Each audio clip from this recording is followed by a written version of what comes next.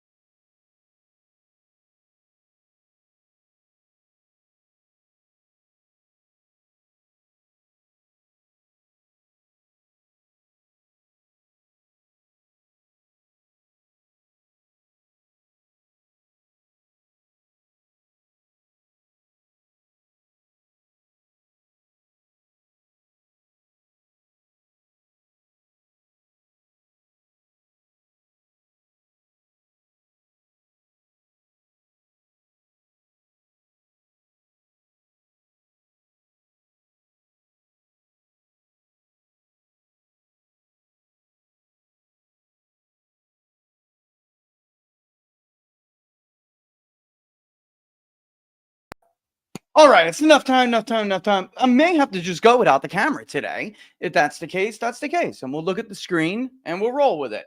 All right, but as long as we got the audio, we got the audio. All right, let's peep the music. Start it up. Yeah.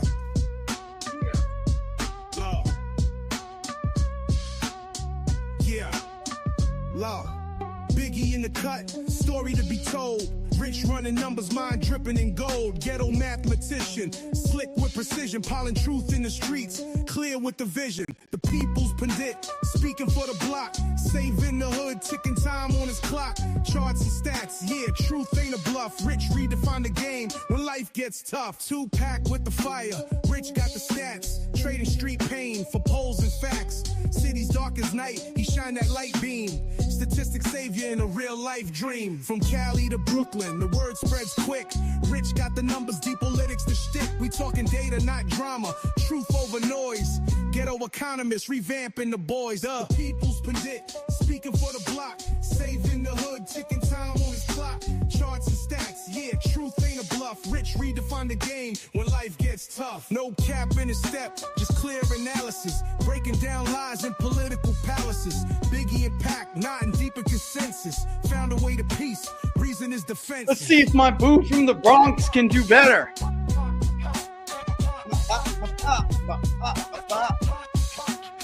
All right. Whoops. All right. Let's go ahead and make this bigger. And yeah. Look, so one of the things, first of all, thanks and for watching Inside the Numbers with the People's Pundit. Good afternoon. I'm your host, Rich Barris, the People's Pundit. Don't forget to like the videos if you like them and share them far and wide. All right. So first things first, if you didn't hear it before, what I was saying, somebody did give me a flag down about the Public Polling Project being the wrong name. I appreciate that. We changed it. It now says Spring 2025, basically just generic post-inauguration. And I mean, one of the things we could ask in there is about the JFK files, because if you remember, we did last time ask about them, and a very large majority said that basically no matter what, they do believe that the government had a role in the assassination of JFK in some capacity. I did try to get, and it was last minute, but I did try to get Eric and Mark on to discuss this, what they see, because it hasn't been a lot of time. But honestly, going through it, you can see how this, what's his name, Josh Meyer over at USA Today, how he's phrasing it.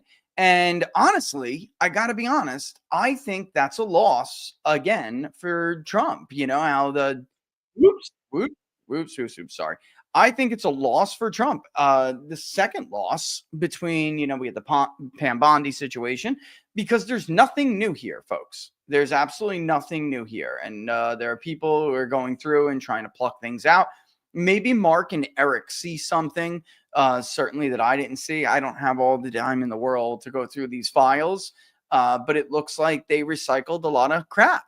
And this is not at all, from what I can tell you, I know from things that conversations the president had with Mike Pompeo in the first term, and things he told other people, which I know firsthand, this is not the material that we're talking about. This is, and maybe I'm wrong, and other people who have been all over this for a long time will find something that I so far have not seen. So when Meyer goes to USA Today and writes up this article, Trump releases classified JFK files on assassination, here's what they say. You're looking at the stuff we already knew, which is the KGB said we didn't have any record of Lee Harvey Oswald. And oh, by the way, I'm not record as an actual agent. And oh, by the way, he was a terrible shot. I mean, not big. I'm trying not to curse here. Like big whoop-de-doo. That's not something we didn't know already.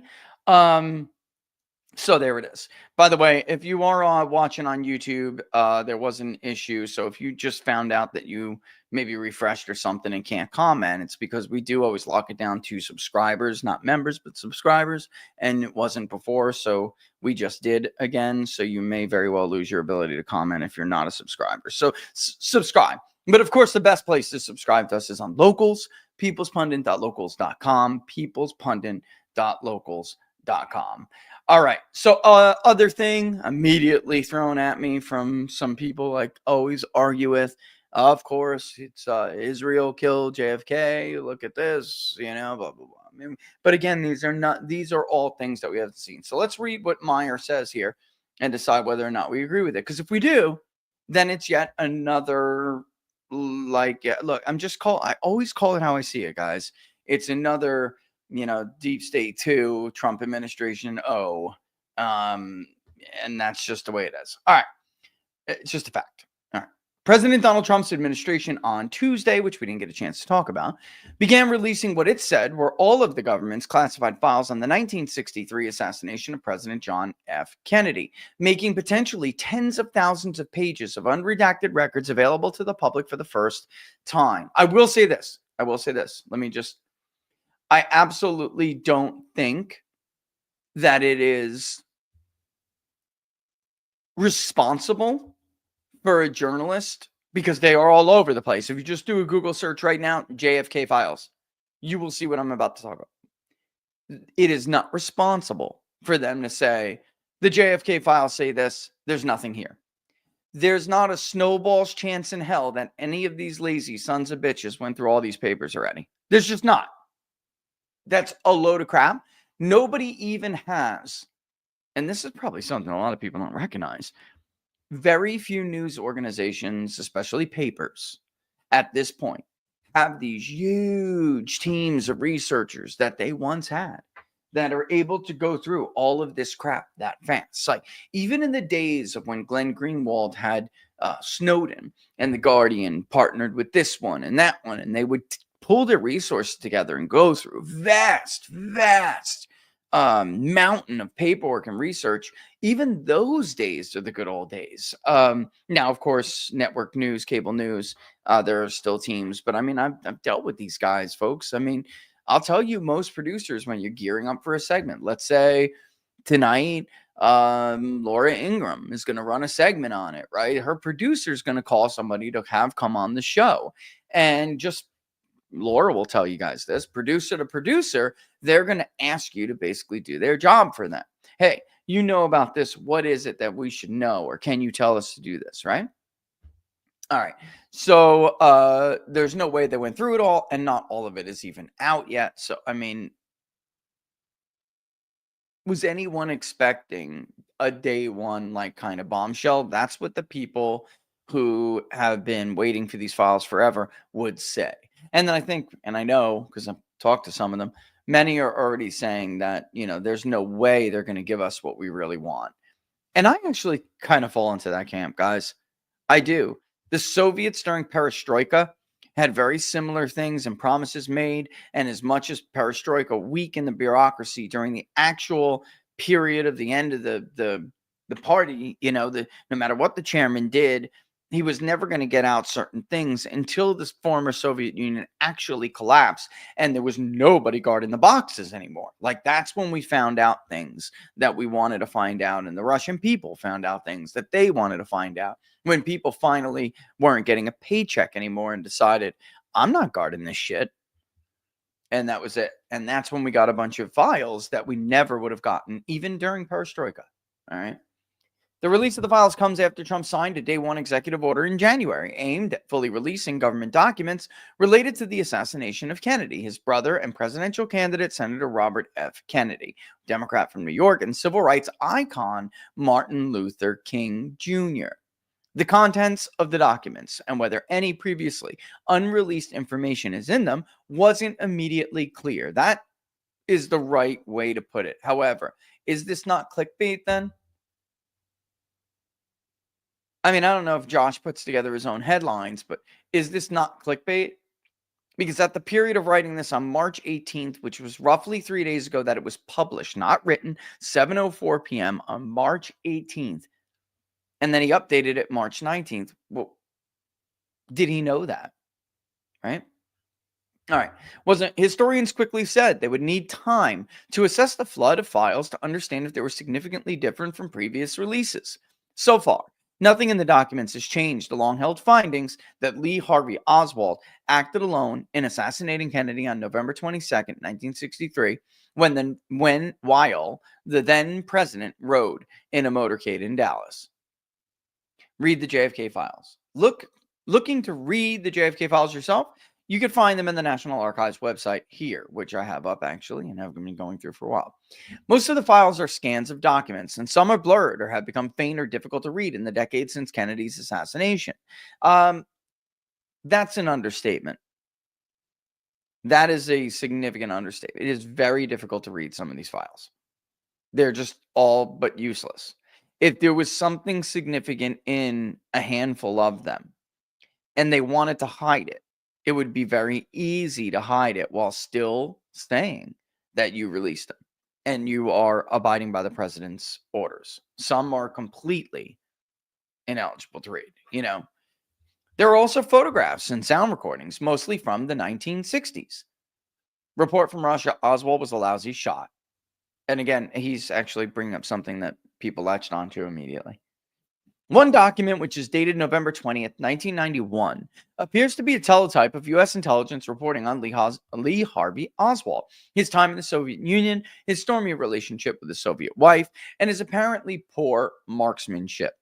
There is not a snowball's chance in hell somebody who can't shoot could make an already impossible shot like that.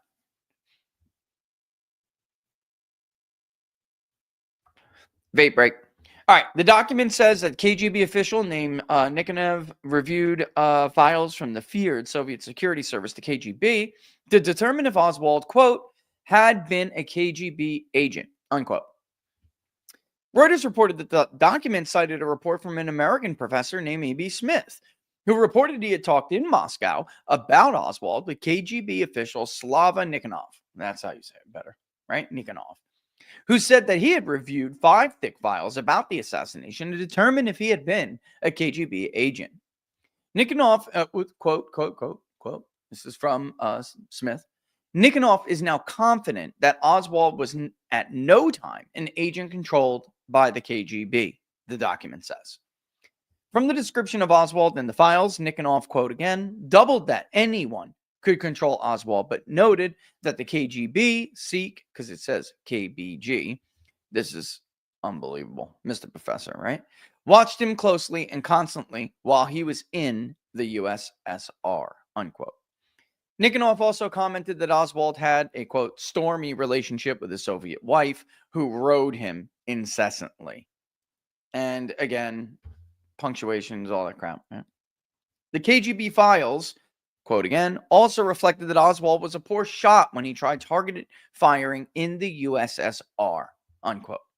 Some conspiracy theorists, this always worries me, and I'm going to tell you why. Some conspiracy theorists have latched onto bits and pieces of the CIA files on Oswald, including those about his erratic behavior, as proof he either didn't act alone or didn't actually have anything to do with the Kennedy assassination. And that's it. That's one of your papers of record, USA Today, reacting to the initial release of the JFK files, which, of course, we don't know are in their totality. Many are not legible, and they have to print up something. Why would they go with this angle like this? So for those who don't know, the term conspiracy theorists did not exist in the American vernacular, American vocabulary at all until the New York Times decided to use it out of thin air to refer to people who did not believe the commission's findings. It was like it was a term that was created to smear, delegitimize people who challenged Congress's findings, this special committee's findings on the assassination of JFK. It was literally invented by the media to do this. And here it is in USA Today at the end to explain away how people immediately grabbed on to this professor interviewing Nikonov saying that Oswald was a terrible shot. Because, of course, there's no way that a terrible shot would have been able to hit Kennedy from that angle. All right. So, yeah, I mean, this is actually Robin Hood, by the way. Thanks for the membership. Yeah.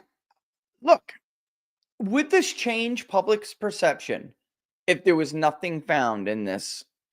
Would the public, after telling us, and I could look it up now, you know what? Let me try to find that. I should have, this is my apologies because I should have had this ready to go. This is honestly really good. And by the way, just to let you know, I mean, some things are taking up the vast majority of my time, which is a huge disappointment because you would think it would be a good idea to take advantage of why you won in 2024 and run with it and make sure you don't lose that advantage. And of course, they did not. Hopefully, I created a separate crosstab for the Kennedy assassination so I can find it easily. But we always ask whether or not we think, any of you think that it is likely. How likely is it that the government had a role in the Kennedy assassination? Here's the Civil War poll. It wasn't that. It was after that. It may have been the following quarter we asked that in the Public Polling Project. Bear with me. Bear with me. But I'm telling you, it's more than 60%. So it's a huge majority that believe that. And I'm not sure that the release of these documents is going to change that. I really don't. And I don't want to take too much time here sifting through data sets trying to find it. There's so much polling. And unfortunately, there's not a keyword search to be able to find a poll through the data set. There's just not, which is tragic. Wow, we conducted some polling, didn't we? I'm talking about publicly during the Biden administration and before the election. We certainly did. Here's tons and tons of. Yeah, this is just too much data to go through, guys. It would take me a little bit longer, but believe me when I say that it's more than 6 and 10. All right. And holy crap. And then all of the polling from the primaries. Yeah, that's a lot of stuff, guys, to go through. But it's more than 6 and 10. So I just don't think that this would change them, change their perceptions. I just don't see, and we'll see. We have to wait because there is a ton of material. All right. So we'll have to see. All right. There's something I wanted to read because I think that this was a trap for Reagan. And I want to read it. It's from Philip Wegman on Real Clear Politics. Should I take a break first? I don't know. I don't know if I should take a break first. Maybe I can get through it before, but maybe we'll do it. Yeah. Okay. But let me just finish my thought anyway. This was, and you could see it. It's up on your screen already. Wegman says, Trump delivers on Reagan's promise to dismantle the Department of Education. Trump obviously took executive action, but Congress, I don't think anyone thinks that would get through a court without, being obviously challenged. I don't think it would make it through the Supreme Court either. This is a point in the Reagan presidency that was truly illuminating. Okay. This is when people started, whether it was a real public issue or not, people in the Republican Party started to stab Reagan in the back. Like underhanded. You could clearly see at this point, there was a break between Reagan conservatism and people who just claimed to support Reagan conservatism. John McCain was one of them. 2 times, John McCain stabbed Reagan in the back pretty badly. One was on tax cuts, and the other one was on the Department of Education. All of the so-called conservatives that are now like never Trumpers, they made up that group. And they lied dormant in the party. Reagan wanted a Big Tent. He brought as many people in as he could. They lied dormant in that party until they found a home in George W. Bush's administration, for the most part. And you could see it. I mean, they certainly had influence over the first Bush, and then they had influence over the process of nominating presidents. I mean, Bob Dole, a great guy, no doubt, I'm sure. Served his country honorably, but he had no chance of winning the presidency. That was more to the mold of these people. They were never Reaganites. And so many of these issues have lingered since the Reagan era and have now only been resurrected in the Trump era. Because, of course, Trump is like actually somebody would like him or, love him or hate him. he does what he says he's going to do, or he tries to, right? He's going to follow through on these big things. Republicans will say things like, we're going to open up AmWar in Alaska. They'll make the promise over and over again. They'll run on it 800 times. And even if they win, they will never do it. We're going to appoint justices that overturn Roe v. Wade.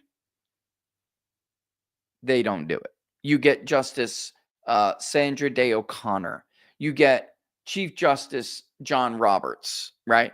And by the way, even with Trump, some of us said Amy Coney Barrett would be an utter disaster. And, great job, Ben Shapiro's of the world. You got what you wanted. Look at you now. All right. These issues show when there still is a split. But before I read the Wegman article, I am going to have to take a break. But hang tight on it because, I just brought up 2, but how many more are there? We promised to move the embassy in Tel Aviv to Jerusalem, right? There's so many, and some of them are big, some of them are small, but the Department of Education, the dismantling of the Department of Education is huge. So much so, you even get a shitty Fox poll showing how all these Americans are opposed to dismantling the Department of Education. All these Americans are opposed to Doge. All of these Americans are opposed to this, that, the other. Come and give me a break. The use of tariffs, Trump's tariff strategy. It's all, by the way, and how you word the tariff question. If you ask Americans, which we have, and if you follow me a long time, you've seen it. Do you support or oppose the use of tariffs as a negotiation strategy for trade policy, for foreign policy? You're going to get overwhelming support, especially in the Rust Belt. They do support the use of tariffs to better American industry. By the way, do we have the Vance clip? We do. Okay. I'm getting there. You know what? It's 2:30 and I really wanted it, since it's a Freewheeling Friday. If you guys do have stuff you want to ask, throw it up. I'll go through. I already see tips on locals and stuff. I'll get there. All right, but first, before we do that, we're going to go for a break and we'll come back. I feel like I'm missing something here. You got to remind me of. Yeah, I guess. It's POSO. Tuesday, 3 o'clock, 3:15. Yeah.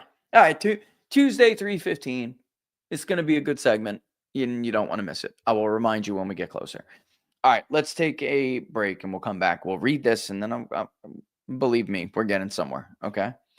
But for now, let's take a word real quick from our sponsor over at the Wellness Company. Look, schools are on high alert.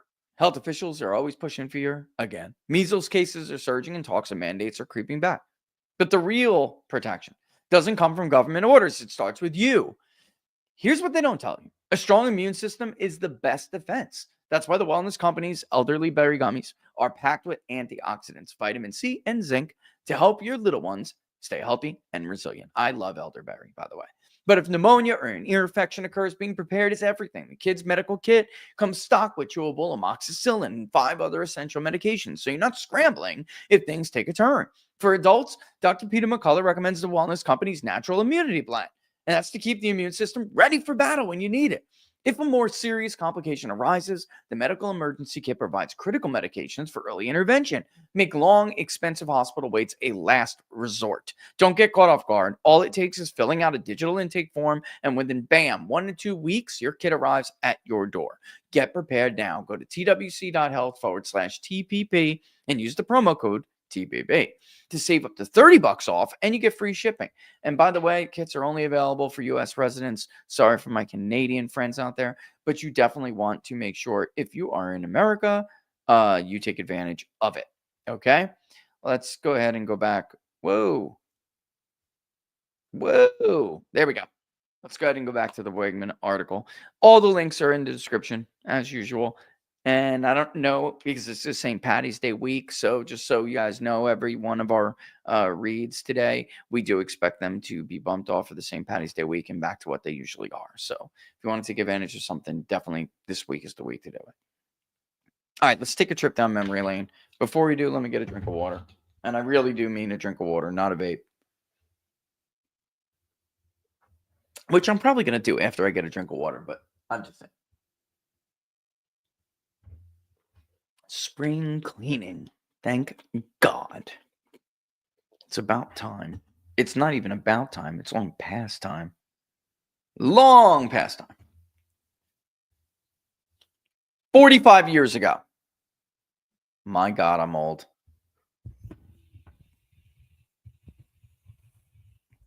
It can't be 45 years ago. I'm not 45 yet. Did he do it before he was right? Well, let's go. All right. 45 years ago. Ronald Reagan promised to abolish the Department of Education. Now, more than a generation later, Donald Trump has finally started to deliver with an executive order that serves as the most dramatic mile marker in his long march through the federal bureaucracy. Quote, "It sounds strange, doesn't it? The Department of Education. We're going to eliminate it," the president said at the White House, flanked by K-12 students seated at school desks. "Should I do this?" Trump asked before putting a Sharpie pen to paper. The kids nodded, their apparent enthusiasm matched only by those who have long wanted the department shuttered. Reagan wanted it, but he faced resistance from Congress. And in a way, even Reagan didn't quite have the political capital that Trump has right now after his comeback. Matthew Continetti, the director of domestic policy studies at the American Enterprise Institute and author of The Right, The 100 Years War for American Conservatism, obviously said. The White House is making the most of that mandate. In a roundabout way, the president is also proving right his old rival, former Vice President Kamala Harris, who warned on the campaign trail, imagine Donald Trump with no guardrails. Trump has hollowed out one agency and department after another, beginning with the USAID and the Consumer Financial Protection Bureau before arriving at the Department of Education, or the Education Department. And just so we know, just so you all know, the Consumer Financial Protection Bureau was an agency basically imagined by Elizabeth Warren. It does not do what its name suggested, and it never did. It was never there to protect you, and it was never there to make sure that too big to fail wouldn't come back to haunt you again. It quickly did what all federal bureaucracies do, which is merge with their private sector counterpart to fuck you. This is part of a larger message that Trump is sending, Continetti told Real Clear Politics, which is that he is the populist conservative president who can achieve the results that conservatives and populists have long wanted. He is not waiting on anybody. This includes Congress. The department was created by law and cannot be eliminated entirely by executive order. Trump has instead instructed Secretary of Education Linda McMahon to dismantle it from within, transferring as much authority as possible back to the states while maintaining a skeleton crew to continue enforcement of civil rights laws and oversight of student loans and Pell Grants. Quote, "Hopefully Linda will be our last Secretary of Education," he quipped before seeming to acknowledge the limits of his executive authority. He called on Democrats to codify action into law and eliminate the department entirely. Quote, "I hope they're going to be voting for it because ultimately it may come before them," unquote. Of course, there's no, and this is not Philip Wegman, this is the People's Pundit. There isn't a snowball's chance in hell that Democrats would vote for that bill. Quote, "Hope springs eternal," said Gary Bauer, who served as Undersecretary of Education in the second Reagan administration and who advised Trump on the issue. Democrats and some Republicans, he recalled, opposed the effort back then. Folks, back then was very different than now. Tip O'Neill, he was the Democratic Speaker of the House at the time, worked with Reagan a lot. There were people, not things. What am I sorry? Should still there people. There were people known as Blue Dog Democrats, conservative Democrats, who were Democrats only because they were the party at that time, or at least claimed to be, the party of the working class and the everyday common man. They are clearly not that anymore. They are the party of cronyism, a soft term for fascism, which is called corporatism, which is fascism. Okay. and they couldn't give a damn less about the working man and woman. The Department of Education has absolutely nothing to do with making sure that our children are more educated or competitive around the world, because of course they're not. We spend overwhelmingly, and by the way, if you really want to read a lot about this, you can go to Dan Mitchell at the Cato Institute, which you may or may not like. It's irrelevant. He used to write a lot for People's Fun and Daily, and he wrote a lot about the Department of Education. We spend obscene amounts of money on our children per child compared to other developed nations and competitors around the globe, and we get far less return on our investment. This is an exercise in big government. Always has been. It's an exercise in indoctrination, propaganda. I mean, but of course, that all falls under the umbrella of big government, because big government cannot be big and do what they want to do. They can exist in perpetuity without those things. And back then, when Trump had when Reagan had an environment that Trump does not enjoy right now, which is a little something called bipartisanship. The acknowledgement by Democrats that Reagan won. He won in a landslide. It was a mandate. It was overwhelming. And in many cases, Trump's comeback, not in many cases, it is more impressive. And he does have a bigger mandate than Reagan in my mind. He does. Because Reagan was not indicted on 91 felony counts in an effort to stop him from winning an election everyone knew he was going to win. Or everyone was afraid if you're on the left. But an honest intellectual behind closed doors or off camera folks on the left would tell you they knew that Donald Trump was going to win. That's why they wanted to put him in jail. They were willing to jail people they can't beat at the ballot box. It's a terrifying prospect. That's the reason why they risked it all. They risked destroying the foundation of our republic. They missed destroying the rule of law because they couldn't win. That was not like that under Reagan. Reagan won, and Tip O'Neill said, we're going to have to work with this guy. Trump doesn't have that. So it's important to point out that it wasn't Tip O'Neill who fucked Ronald Reagan. It was John McCain and the fake-ass conservatives that have been polluting and poisoning the Republican Party for decades, who now are only Republicans, literally in name only, and have been voting for Democratic presidents since the Clinton presidency, or Democratic presidential nominees since the Clinton presidency. They don't vote Republican. They're full of shit. I guarantee you, we pull up, you name one, chat, you throw one at me, and I'll tell you whether or not, statistically speaking, that person voted for Donald Trump, or that person voted for Joe Biden, or voted for Kamala Harris, or voted for Hillary Clinton. Some of them are just more open about it. Colin Powell hasn't voted for him. He's dead now, but he hadn't voted for a Republican presidential nominee since Barack Obama. Didn't matter if it was Mitt Romney or Donald Trump. They're full of shit. Bill Kristol. No chance. And we could go through members of Congress, and I'll tell you right now that I'm fairly certain Congressman or woman A or B did not vote for Donald Trump. Throw it at the chat. Come on, locals, let's do this. Throw some at me. And I'll tell you whether or not that person voted for Joe Biden or voted for Kamala Harris. If you do it, yeah. You too. Get her, you too. And give me a name. I'll tell you whether or not I think what likelihood there is that that person voted. So Reagan was screwed by his own party. Reagan was not screwed by Tip O'Neill, who was the leader of the Democrats. Big government people. You would expect, and by the way, not all of them were against the concept.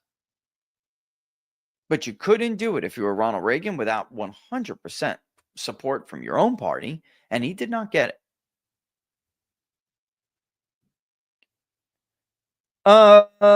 Democrats and some Republicans, he recalled, opposed the effort back then. Trump isn't likely to do much better in Congress today with narrow GOP majorities, But with his executive order, Trump has chosen a different path and brings, quote, a different spirit to the fight, Bauer told Real Clear Politics. Reagan was mourning in America, really wanted to find common ground. Trump understands that the country has been on the road to ruin here unless we can cut the government down to size and get the left out of our schools. This is why these idiots who try to compare, I'm a Reagan Republican. You Reagan Republicaned your ass into oblivion, stupid. And let's face it anyway, you hide behind your morals when you're really just a puss. You're a coward. You don't have the stomach for the fight, so you pretend to be a happy warrior. Let's cut the shit. You don't have the balls to be a Donald Trump, so you pretend you are morally superior. Trump acts like that because he's not virtuous like me. You're full of shit. You're a coward. You've been quietly on the sidelines managing the decline for decades because you have tiny balls. And that's all there is to it. And you're good with your house in Loudoun County with the 2 lions at the end of the driveway and your hardwood floors and your big old fireplace if that's what it takes to keep your ass quiet. And you do.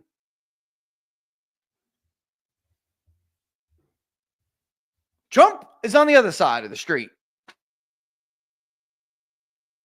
I don't really care about being called a happy warrior. Guess what? Ronald Reagan is dead, and so is the spirit of compromise and unity and bipartisanship that once filled the halls of Congress when he was president. I choose to live on planet Earth in this reality, the only one that exists, where they're trying to put unvaccinated people in concentration camps, boys with penises in your girl's bathroom, and their political opponents in jail. Republicans argue that the department with a $268 billion budget, $250 billion more, has failed to improve education standards while miring schools instead in a sea of red tape and pushing liberal social policy from on high. Trump's executive order takes aim at so-called diversity, equity, and inclusion policies within the department, as well as those concerning with what the White House calls gender ideology. Democrats aren't having it. Senate Majority Leader Chuck Schumer condemned the move, calling it, quote, one of the most destructive and devastating steps Donald Trump has ever taken. Folks, the Department of Education is a fairly modern creation in the history of our great republic. And our children are not going to suddenly become mentally challenged because it doesn't exist. Trump clearly has the intellectually superior argument here, and the academics back him up 100%. You really should just go to People's Fun and Daily and search in the type bar, Department of Education. Search in the search bar, and you will see Dan Mitchell and others from Cato, the American Enterprise Institute, and other places that I really don't even like, but everyone's got to have a voice. You will see overwhelming evidence that the Department of Education has done absolutely nothing, maybe even harm, obviously, I would argue, and so would many of the people here in this article. They've harmed our children far more than they have helped our children. Citing poor test scores, Donald Trump said Thursday that 2 states define the current education paradigm: the most money spent per pupil and the worst test scores. That's where we are, he said, like it or not. The stated goal is to now turn over funds and responsibilities to the state. State and local government already fund most of public education through taxes, while the federal government contributes around 10% through the Department of Education, which makes funds conditional on certain rules and regulations. And there it is. What conservative could possibly support something like that and seriously call themselves a conservative? Or populist, for that matter. A populist does not believe in Big Brother's ability to effectively bribe your communities. That's what it is. It's a bribe and or coercion in some other facet. It's coercion. You will do this or else. You will teach this or else. You will study this or else. You will meet this regulation or else. You'll meet that guideline or else. You'll let delusional boys in a locker room with your daughters or else. Legal challenges are almost certain to follow. Closing the department permanently, Minnesota Senator Tina Smith reminded the White House, requires 60 Senate votes, and you can count me as a hell no. See you in court. That's a serious person. It's $250 billion for nothing. In a country that has, I don't want to use that word, undereducated children compared to other great powers, even though we're spending more, and a huge amount of debt to saddle with those children with that they have absolutely no ability to pay back. So in 20 years, maybe not even, God willing, 20 years, whenever it is, in the mid future, could be even shorter than you think, this debt bomb goes off. How will history remember people like that? Almost since Inauguration Day, the White House has been haunted by injunctions from federal judges. U.S. District Judge James Boasberg blocked Trump's plan to invoke the Alien Enemies Act to swiftly deport suspected members of Tren de Aragua, a Venezuelan gang. By the way, the plane was literally in the air. I would ignore these federal judges if I was the Trump administration. I would absolutely go to the proverbial war with them. I would pull an Andrew Jackson if I was President Trump. And by the way, I would communicate to the American public, which they are having a very difficult time doing. I would communicate to the American public why these people are out to harm you and don't care at all about you, your decision on who to vote for, what you want for the country, or the future for your children. These judges are sitting around the bars and restaurants of D.C. and elsewhere and other, boasting and bragging about who will Trump the worst. Who can do this? Who's got the balls to do that? Shut down Trump here, stop Trump there. On the education front, a similar court challenge is expected. Complained White House Deputy Chief of Staff Stephen Miller during a Fox News interview Thursday, quote, under the current intolerable system, a single district court judge can pick an issue, can pick a cabinet secretary, and declare him or herself to be in charge of that issue and that cabinet secretary for an indefinite period of time. No, Stephen Miller was right during that interview, which I probably should have pulled, but I know we don't have a whole lot of time. There is no point to have a president and their cabinet if district-level courts and judges think that they can just usurp their authority. People are like, well, it's separate. Don't you agree with the Rich, you're telling him to ignore judges. Don't you agree with the separation of powers? They are the ones sodomizing the idea of the separation of powers. This is not what Rousseau had in mind.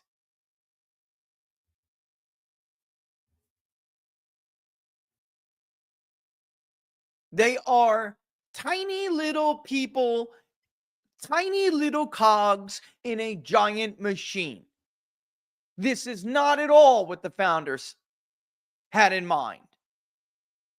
The Supreme Court, that's one thing. And by the way, presidents have already told them to go themselves when they wanted to. Franklin Delano Roosevelt. Yeah, you don't agree with me? Maybe I'll just pack your court. Oh, you suddenly think Social Security is constitutional now. Thank you. Moving on. Andrew Jackson. Chief Justice has made his ruling. Now let him enforce it. In other words, I have the army. Come for me, mother. It's been done before when judges were rogue and went off on a tangent. Biden told the Supreme Court, thank you, Amari. Biden told the Supreme Court to stop it over student loans. AOC, who's running all over the country with Bernie Sanders running on the socialist ticket right now,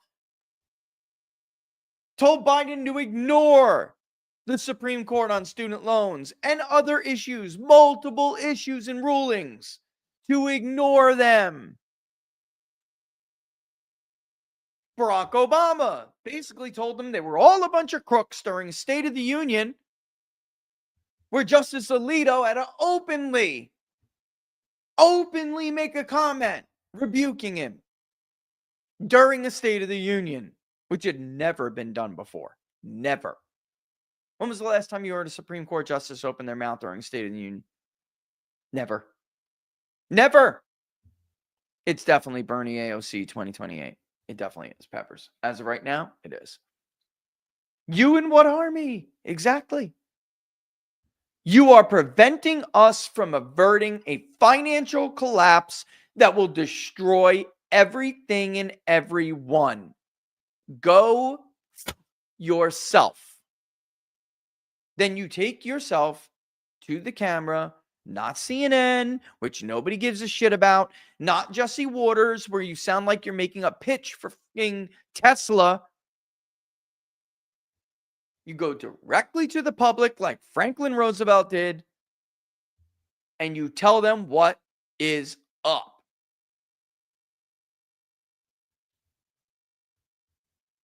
By the way, I understand that my criticisms of their messaging is making its way through. Good. Course correct. The team is in a building that sits at the top of the information flow in the world. Floating rate loans. Ooh, Charles, I'll get to that in a second. That's an interesting topic. It's 2:53. I know I got to stop and take a little bit of a break, and I want to tell you about it because it is the last. Oh, no, it's out. Shit. Well, let's talk about our friends at Freedom Gold. I thought I had one more day on that. I don't. That's a good deal. You guys should try it anyway. You should go to fieldofgreens.com and see if you can't use the promo code LUCK, L-U-C-K. Get the strawberry lemonade. Use the promo code LUCK. If not, and you really want it anyway, you could always use the promo code TPP for the people's punting. But damn, thought I had one more day with that code. All right. But if you've ever thought about protecting your retirement savings or diversification, and you're thinking about precious metals, gold, silver, platinum, palladium, the folks at Freedom Gold are definitely the people you want to call.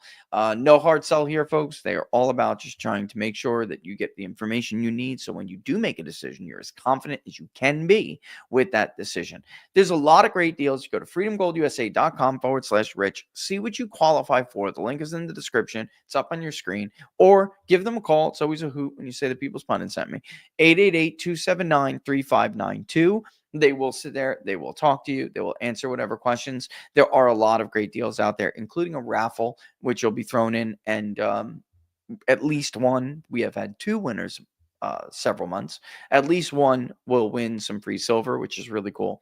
Also, $500 credit for those who open a new gold or silver IRA, and they've reduced the buy-in to just $500. So it's like, what do they get out of it? It's really very, very generous. Again, 888-279-3592, 888-279-3592, or freedomgoldusa.com/rich, freedomgoldusa.com/rich. Link is in the description. It's 2:55. I am on a hard out here. I'm getting to all your questions. I'm going over the hard out. It's going to happen. And then I have, of course, I want to end the show with every week I want to do like the dumbest person of the week thing. Okay. And I'm going to make a clip that even like intros the segment. Dumbest person of the week.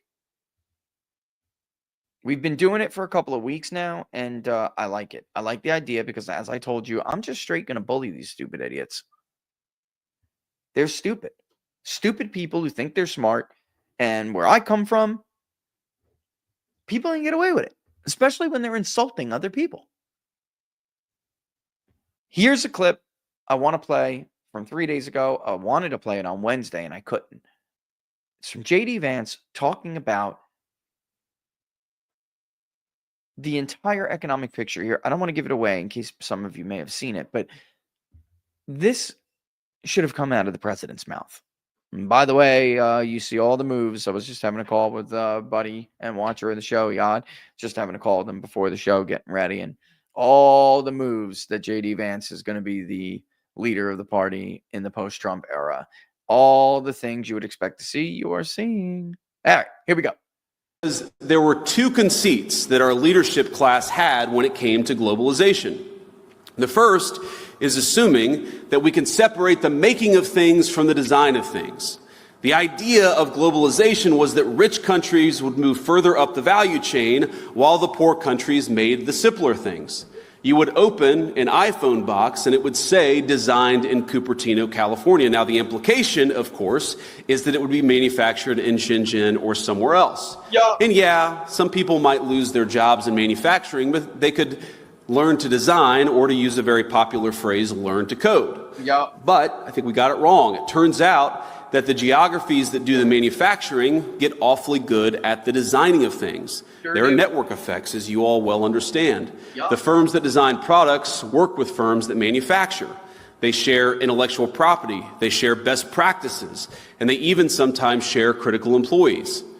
Now, we assume that other nations would always trail us in the value chain, but it turns out that as they got better at the low end of the value chain, they also started catching up on the higher end. We were squeezed from both ends. Yeah. Now, that was the first conceit of globalization. I think the second is that cheap labor is fundamentally a crutch, and it's a crutch that inhibits innovation. I might even say that it's a drug that too many American firms got addicted to. Now, if you can make a product more cheaply, it's far too easy to do that rather than to innovate. Yep. And whether we were offshoring factories to cheap labor economies or importing cheap labor through our immigration system, cheap labor became the drug of Western economies. And I'd say that if you look in nearly every country from Canada to the UK that imported large amounts of cheap labor, you've seen productivity stagnate. I don't think that's not a total happenstance. I think that the connection is very direct. Now, one of the debates you hear on the minimum wage, for instance, is that increases in the minimum wage force firms to automate. So a higher wage at McDonald's means more kiosks. And whatever your views on the wisdom of the minimum wage, I'm not going to comment on that here. Companies innovating in the absence of cheap labor is a good thing.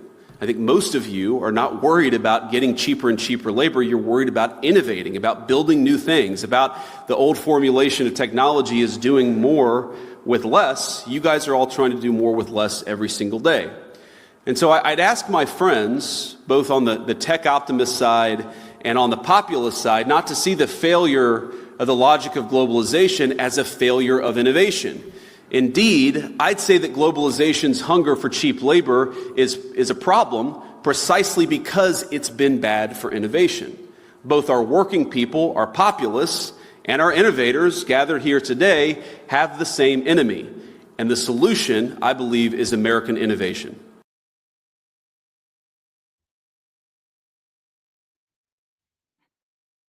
There it is. The solution is American innovation. So what is he saying? He's saying that cheap labor led to less innovation, and it was a drug, and which, of course, led to what? Not being as competitive with these products and technologies anymore, which, of course, does what? Weakens American companies, right? Weakens their standing in the market, their share of the market. All of that leads to what? Less jobs that they're able to offer people. So cheap labor just didn't do anything that globalists promised that it would do. And by the way, once you're out of the market slice, or once your market slice falls like that, and you're out of the, once your share of that market falls, you lose influence on things like prices. And so this promise from globalism that you would get cheap labor, and that's okay because we're going to make up the loss of American jobs with cheaper goods, turned out to be total bullshit. All of it. Because, of course, none of that actually panned out. And he did a wonderful job explaining why that was. All right, let's go down the list here. Jer Spider, thanks for the tip. And by the way, before I forget, because I don't want to rush out of here again, change the name on the public polling project. It is about time for us to try to get in there and get a public polling project thing out there. Do what you can. Those who did contribute, absolutely thank you. As always, you guys are great. But share it far and wide, because the bigger the contribution base, the less of a burden it is on the same people month in and month out who do this. This is supposed to be like a very populist central project. And that's the only way I'm even willing to do it. I don't want certain people to shoulder the burden month in and month out. That is not what I'm hoping to do here, or was hoping to do. I don't want to make people feel obligated or overburden themselves with it. So one of the best things you guys could do is just share it. With people are like-minded and just want good product. They want an accurate depiction about what the country thinks. That's the way to go about it. All right, because I'm telling you, I'm not going to do what other people are doing, and I'm very disappointed in some of these new people who have come out of the forefront. The source of their money should be concerning to everybody, and we're the only thing that stands between the media's business model and the business model of all these media legacy pollsters and the ones that are arising. Neither are coming from a good place. And I'm actually hoping to try to move this in a direction of other countries that certainly don't have these special interests funding their projects. And then, by the way, have you noticed the last person, several of these like independent pollsters, when was the last time they told you who sponsored their polling? So in many ways, we've come a long way with reforming this industry. And unfortunately, we always have to remain on guard and vigilant. The best way to combat it, folks, is to be as transparent as possible so that we hold ourselves to a standard they cannot ignore. They look stupid. And I would argue we did that. But it's like every cycle, there's a new scam or a new way to have this scam. All right. Georgia was Trump's closest Sunbelt battleground, despite his record high black vote share and low black turnout. Sununu may have gotten the memo, but it's no longer solidly conservative and will be very hard for ours unless they make significant inroads with black voters. Would you agree? Yes. And I would 100% agree with this. This was something we had talked about for, it was a while when I first showed you this graphic. I kept it up because I knew that Georgia would be a conversation point. I knew it. It's 3:03 already, so can't take too long on it. A lot of this trend reversed, but this trend has been reversed in 2024, especially more of the urban areas where Trump did significantly better. And then you look at, for instance, people like Mike Rogers, who did not do as well with the black voters Trump. However, he did very well with Hispanic voters. Why did he lose in Michigan when Trump won? Little bit of the white vote. He did not win as much of the white vote as Donald Trump did. He lost some younger people that Donald Trump won. They split their tickets. They voted for Alyssa Slotkin and they voted for Donald Trump. This is a problem that impacts Georgia considerably. Republicans overall must get to be a party of less white voters. Otherwise, when there are big swings, and there will be national mood swings, the graphic like this explains why they get wiped out. Not narrow losses, wiped out. Donald Trump won. He won easy. He won Michigan by a bigger margin than he won Wisconsin, which was the first state to fall in 16 for him in the big three. Ohio is not. Ohio and Iowa are not part of that. He made them not battleground states anymore. But you could see this problem existed long before Donald Trump came along. Despite what you heard from the media, long before Donald Trump came along. He reversed some of it in 24. But without him, expect that to continue. Without Republicans becoming a less white party, a less old person party. Sorry, but when those super seniors die, and they're going to die, we all die. I'm sick of people saying, I'm getting comments about how insensitive I am. I'm a generalizer for a living, folks. I deal with statistics. I deal in generalizations. Statistics don't have feelings. They're going to die. What happens to the rest of the senior voting group when they die? They get to be very liberal. What do you replace them with?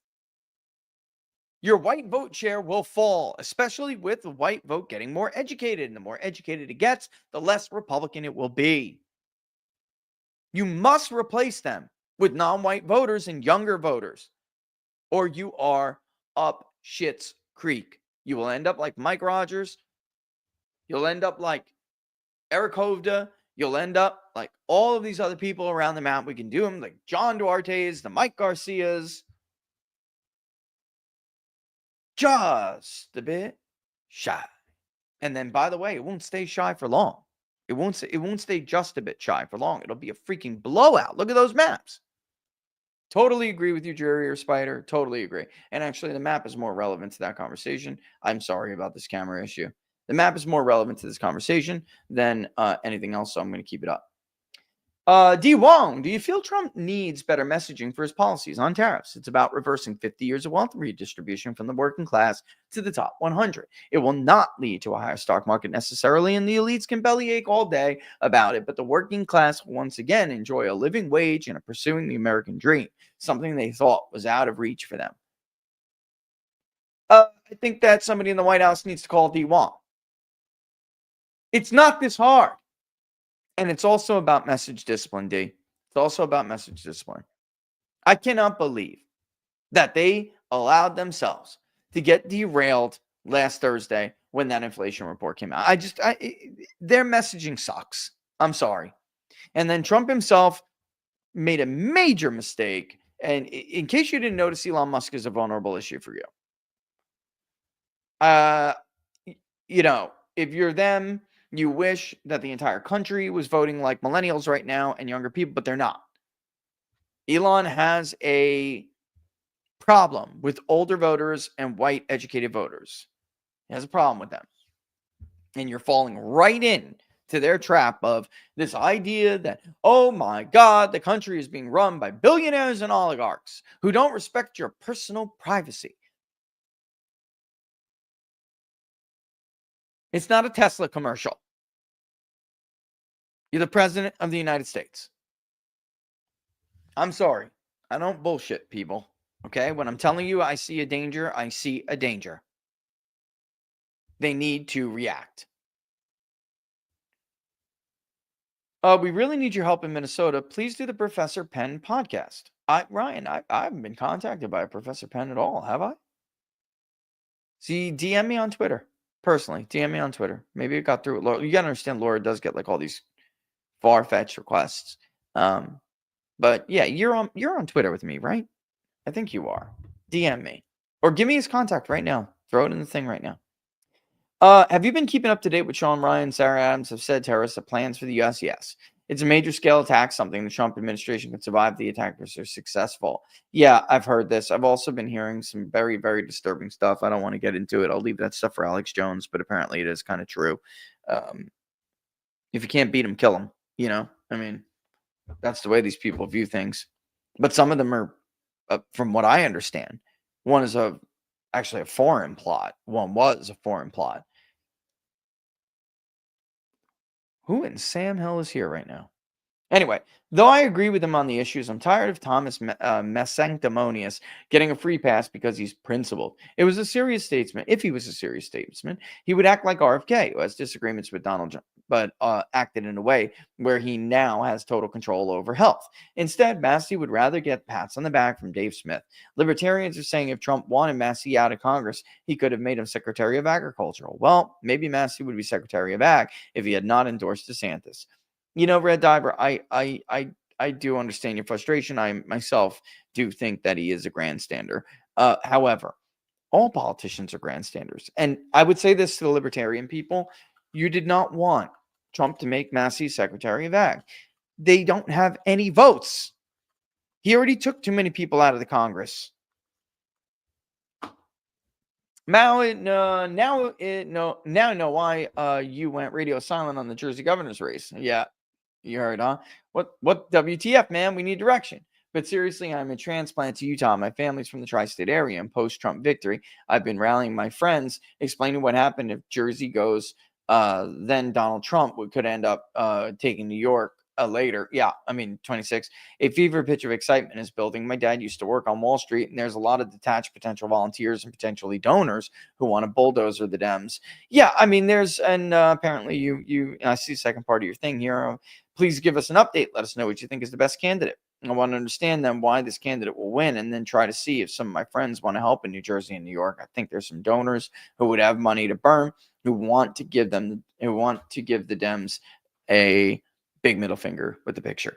Yeah, I mean, I don't think Jack was a bad candidate at all, Andrew, and the state knows him. He's got almost universal name recognition with that off-cycle voting electorate. I don't think that's a bad idea. There's nothing wrong with him. We should just keep him, honestly, and let him run again with some help this time. He is New Jersey through and through. And, I mean, the guy got that close driving his car up and down Route 9, Andrew. Shaking hands at the Regent Diner and Queen Nefertiti, I mean, this is that's New Jersey through and through, man. Knocking on doors in Belmar, going and, I mean, man, Bergen's going to be tough. You got to get up there in the north, and you got to make inroads. There's a lot, as you seem to very much understand. It's not only that group, but also those who live in the Paramus area, who are definitely not white Republican voters. There's huge opportunity there. New Jersey is ripe for the picking, and I just don't want to go too much into what is happening now, but there's obviously people trying to do something about it. But as usual, Republican donors are idiots, and they don't fund the worthy efforts easily. It's tough. It's very tough. But yeah, I do have a very, very soft spot for New Jersey. I love New Jersey. I'm a native New Yorker, but New Jersey was my home for many years. I love Monmouth. I love Ocean. I love Atlantic. I love Mercer. I love it all. I really do. I love New Jersey.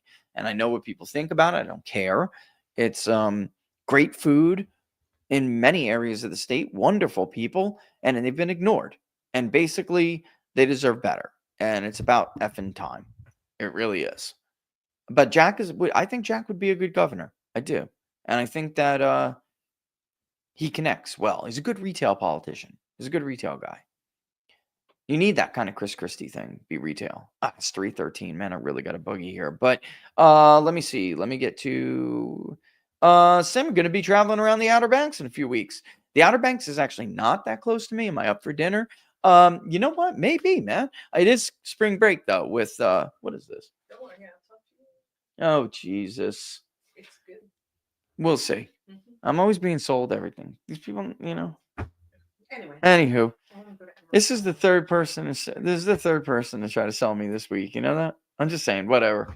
I mean, the other ones weren't. That's volunteer stuff, fund the fire department stuff, but yeah, of course.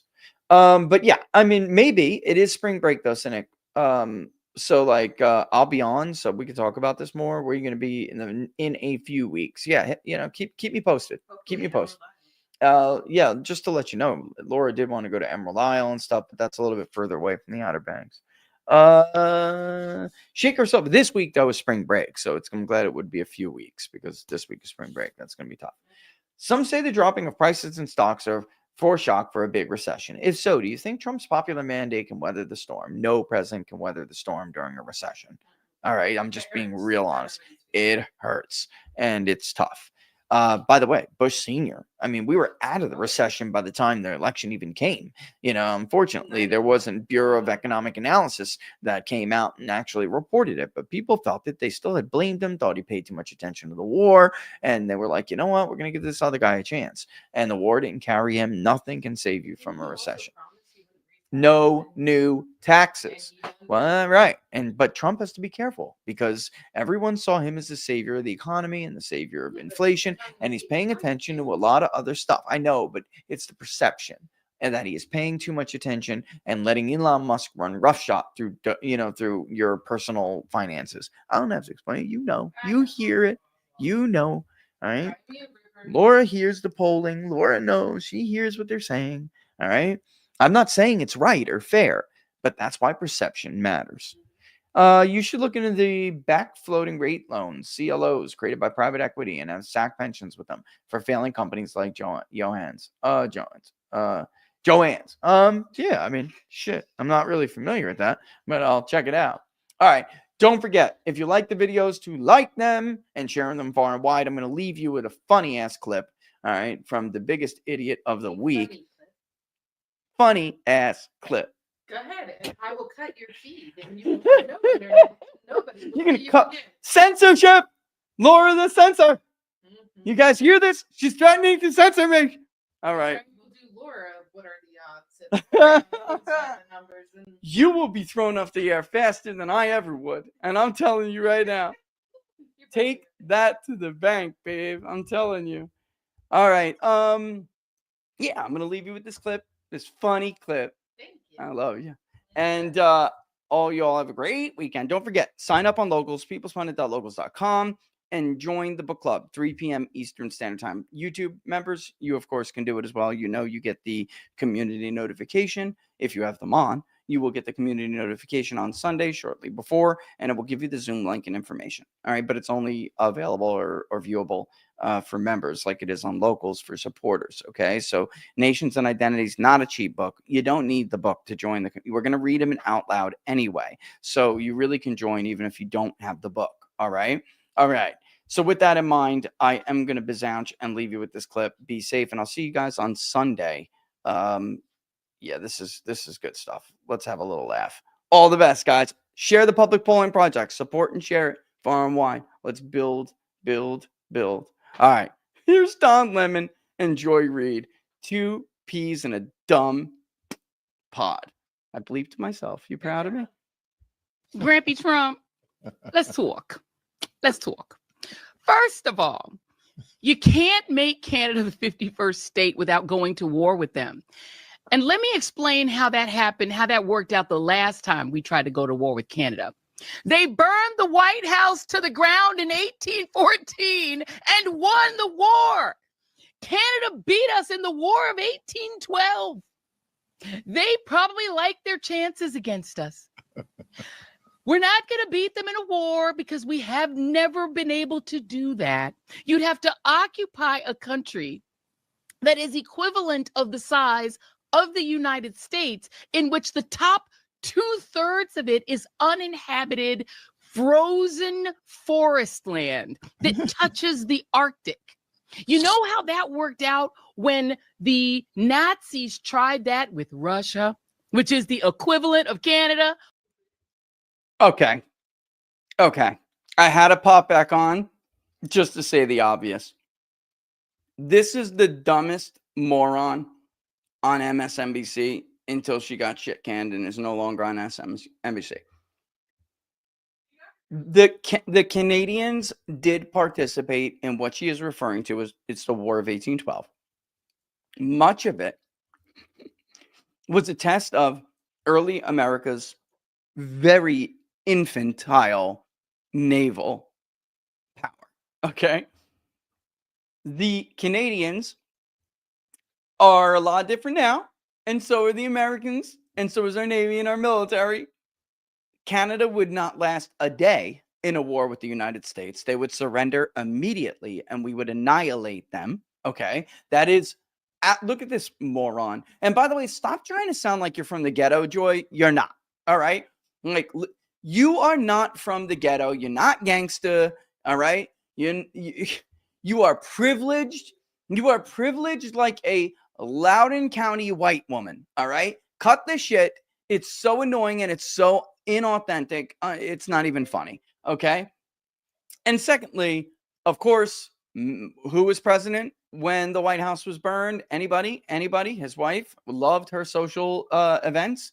People, come on, guys. I know you know. Somebody throw it at me. Who burned the White House, ladies and gentlemen? Such a moron. Where the hell did she go to school? It must be the Department of Education that educated this simpleton. Okay? Kamala Harris's school for morons. I mean, you know, Canada is unbeatable like Russia, and we need to support Ukraine against Russia. Thank you, Anna. Thank you. I saw a lot of people say, look, of course it was the British who burnt the White House in the War of 1812, even though, yes, Canada did have a role in the War of 1812. But you're mixing up conflicts, and most of that had in Canadian was not a ground situation. Secondly, anyone who's ever served in the modern U.S. military and has been in a deployment downrange in any way, you're of course coming into contact with Canadian troops, and they are absolute Marys. I'm sorry.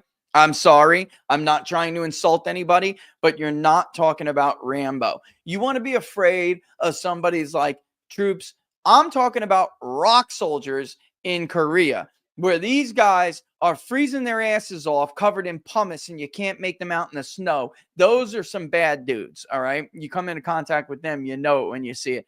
Even Chinese special forces that do backflips off of APCs wearing a rucksack and holding a firearm, all right? That is concerning. This is a freaking joke, all right? A lot to do with combat is resolve. We share a border with Canada. It would be the worst nightmare of their life to see the U.S. military be used against them. They have nowhere to run. It's unbelievably bad. She is a total moron. They can't project power on the water. They would be sandwiched by U.S.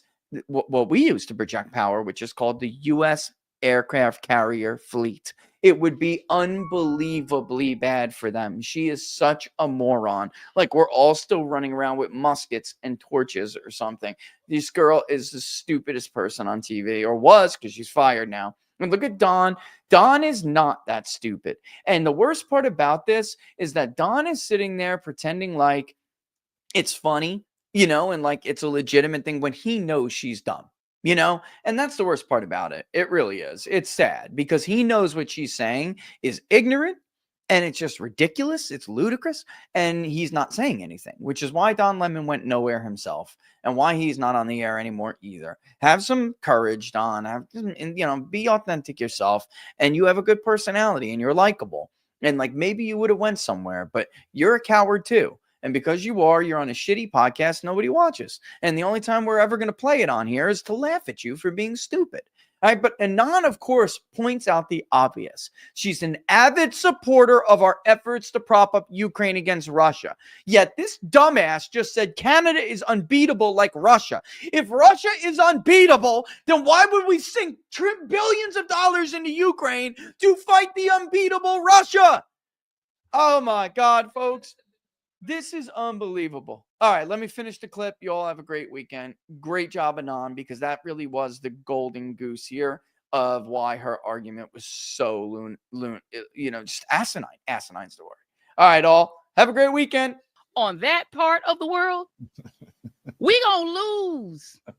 We don't have enough troops to occupy. They are a country of 39 million people who have about as many guns per capita as we do. Wow. All the best, folks. Don't forget, like the videos if you like them and share them far and wide. Thanks for watching Inside the Numbers. You all have a great and safe weekend. What a dumbass.